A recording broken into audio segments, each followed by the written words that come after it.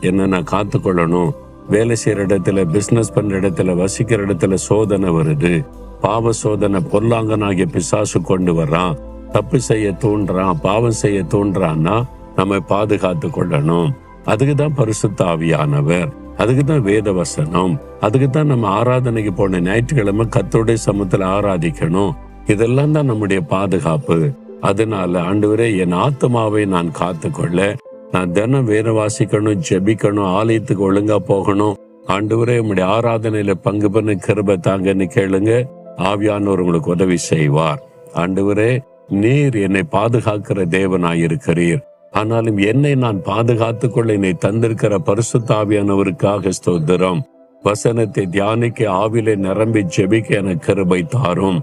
இன்றைக்கு எந்த பாவ சோதனையில் அகப்பட்டு கொள்ளாதபடி என்னை காத்துக்கொள்ளும்.